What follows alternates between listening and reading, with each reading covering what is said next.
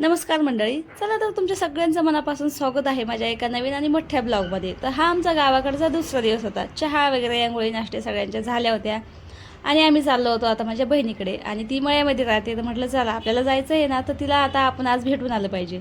तर आम्ही सगळेजण गेलो बरं का. आणि तिचा आराम चालू होता, ऊनही पडलं होतं ना, म्हणजे 12-1चा टाईम झाला होता. तर दोघे माहिले की मस्त गप्पा हाणत बसल्या. तर मी थोड्याशा गप्पा हाणल्या त्यांच्या मध्ये आणि म्हटलं चला आता तुम्हाला बाहेरचं वातावरण दाखवते.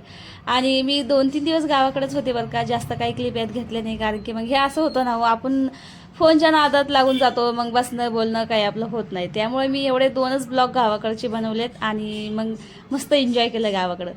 आणि हे बघा, इतकी हवा सुटली होती ना तिकडं खरंच, आणि इतकं छान वातावरण होतं ना. आणि सध्या उन्हाळा आहे, तर म्हणजे काही शेतामध्ये लावेल वगैरे नाही आहे, त्यांनी सगळं काही असं मोकळंच आहे.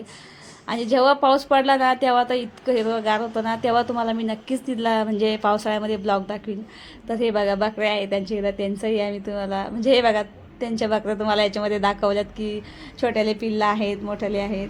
आणि संध्याकाळी मग संध्याकाळ झाली तर सगळ्यांनी मी ठरवलं बिर्याणी बनवायची. तर ते दोघे माहिले की मस्त गप्पा हाणत बसल्या होत्या. तर म्हटलं चला आपण यातला आजच्या दिवस आराम, तुम्हाला स्वयंपाकाला आजच्या दिवस सुट्टी, मी बनवते. तर मी बिर्याणी बनवत होते आणि माझी दीदी ब्लॉग बनवत होती. तर दीदीला मी सांगितलं असं असं कर, तर तिनं तसंच केलं बरं का. तिला काही एवढं जमत नाही आहे, पण तरी खूप छान केलं तिनं, खूप छान ब्लॉग काढला. आता मी माझ्या स्वयंपाकाच्या नादामध्ये होते, तर मग तोपर्यंत तिनं काढून घेतला. तर इथं मस्त बिर्याणी वगैरे बनवून घेतली होती. आता सगळ्यांना आम्हाला बाहेर जेवणं करायचे होते. तर खरंच सगळी फॅमिली एकत्र असते, खूप छान वाटते बरं का. तर हे बघा, माझा भाऊ, आई, वडील, दीदीचे पप्पा, माझे वडील आणि दाजी, हे सगळेजण जेवायला बसले. आमच्या दोघीचे मुलं मुली सगळेजण जेवायला बसले. आणि त्या दोघ्या मला की गप्पा आणत होत्या, मी त्यांना वाढून देत होते. आता आम्हाला नंतर जेवायचं होतं.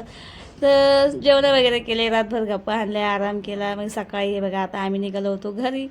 तर दाजीनं एवढ्या मोठ्या पिशीभर कैऱ्या आणल्या आणि इतक्या गोड कैऱ्या होत्या ना त्या, खरंच खूप म्हणजे अशा आंबटच नव्हत्या, खूप गोड होत्या. आणि मी तर काय तिथंच खायला सुरुवात केली, मस्त धुवून वगैरे काढल्या. लगेच म्हटलं चला आता इथं खाऊन घेतलं पाहिजे. आणि दाजीला थोडंसं चिडीतली होती मी त्याचबद्दल, कैऱ्याबद्दलच. तर खरंच इतक्या गोड कैऱ्या होत्या ना. फक्त ते समोरचं आहे ना, ते थोडंसं म्हणजे आंबट लागतंच बरं का. बाकी त्या इथून म्हणजे सगळ्याच गोड होत्या.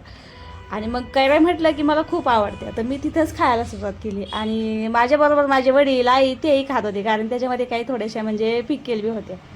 तर आता दाजीला इथं टाटा बाय बाय करत होते. म्हटलं चला आता आम्हाला जायचं आहे घरी. तर खूप उशीर झाला होता आणि मलाही संभाजीनगरला यायचं होतं ना, त्यामुळेच. तर हे बघा, माझी बहीण दाजी सगळे आम्हाला बाहेर वाटा लावायला आले. दीदीचे पप्पा बघा कसे बघतायत. आता आम्ही निघालो होतो घरी. तर म्हटलं चला, आता माझ्या भावाची गाडीच घेऊन गेलो होतो आम्ही. तर चला, ब्लॉग आवडला असेल तर नक्कीच लाईक आणि सबस्क्राईब करा. भेटूया उद्याच्या व्हिडिओ.